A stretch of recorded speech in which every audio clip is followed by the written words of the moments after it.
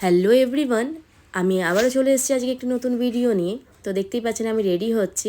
হ্যাঁ, আজকে আমি আবার বেরোবো নিজের ছোট ছোট ইচ্ছাগুলোকে পূরণ করার উদ্দেশ্যে। ছোটো থেকে ভীষণ ইচ্ছে ছিল নিজের করা অর্থ উপার্জন দিয়ে নিজের স্বপ্ন বাবা মায়ের স্বপ্নগুলোকে পূরণ করব। আসলে কি বলুন তো, ছোটো থেকেই আমি কখনো চাইনি যে আমি অন্যের পরিচয়তে পরিচিত হব। অনেকের মুখে শুনতে পাওয়া যায় না, ও ওর তো বাবার প্রচুর পয়সা আছে, বাবার পয়সায় বসে আছে।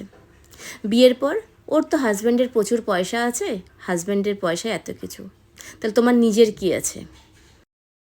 তো এই বড়লোকের তকমা বা এই কোটিপতি বা বাবা কোটিপতি হাজব্যান্ডের তকমার থেকে নিজে খুব সামান্য পয়সা উপার্জন করেও নিজের একটা পরিচিতি তৈরি করা আমার কাছে মনে হয় সবথেকে বড় একটা ব্যাপার।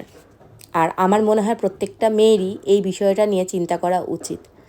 আমার বাবা মাকে কোনো কিছু করতে গেলে যেন আমাকে আমার হাজব্যান্ডের পারমিশন না নিতে হয়। হ্যাঁ, আমি করব, আমি তাকে জানাবো, আমাকে পারমিশন নিতে যেন না হয়। ঠিক তেমনই বাবা মায়ের কাছেও কোনো কিছু যেন আমাকে হাত পেতে না চাইতে হয় যে বাবা আমাকে দাও, আমার এই স্বপ্নটা আমি পূরণ করব। দরকার নেই, কী দরকার এমন জীবনের আমার, যেখানে আমাকে অন্যের ওপর নির্ভর হয়ে বাঁচতে হবে।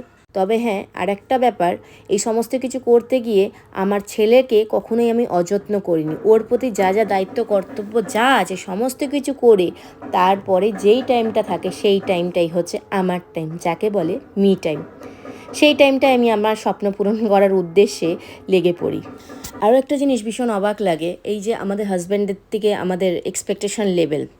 আমরা সবসময় এক্সপেক্ট করি তারা আমাদের বার্থডে মনে রাখবে, তারা আমাদের অ্যানিভার্সারি মনে রাখবে, তারা আমাদের এক্সপেন্সিভ শাড়িজ দেবে, এক্সপেন্সিভ জুয়েলারি দেবে, যেটা পরে আমরা আমাদের এই সোকল সোসাইটিতে আমরা হচ্ছে শো অফ করতে পারি যে আমার হাজব্যান্ড কত রিচ, বা এই তো ওর হাজব্যান্ড কত ভালো, ওকে কত এক্সপেন্সিভ জিনিস দেয়।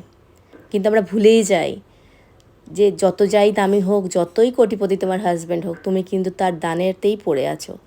আমার মনে হয় নিজেও করা অর্থ উপার্জন দিয়ে খুব সামান্য টাকা দিয়ে জিনিস কিনেও যদি পড়ো, সেটার আলাদা স্যাটিসফ্যাকশন আছে। হয়তো লোকের কাছে খুব অ্যাট্রাকটিভ হবে না, বাট নিজের মনে একটা আলাদা শান্তি আসবে। আয়নার সামনে দাঁড়িয়ে নিজের একটা কনফিডেন্ট ফিল করবে তুমি। আর এটা তারা বুঝবে না যারা ভীষণভাবে হাজব্যান্ড বা বাবা মায়ের ওপরে নির্ভরশীল, যারা এতেই নিজের সুখ খুঁজে পায়, তারা হয়তো কখনোই বুঝবে না আমার এই কথাগুলো। আমার তো ভীষণ ভালো লাগে নিজের করা অর্থ উপার্জন দিয়ে নিজের হাজব্যান্ডকে কিছু দিতে বা নিজের বাড়িতে কাউকে কোনো কিছু করতে আমার ভীষণ ভালো লাগে।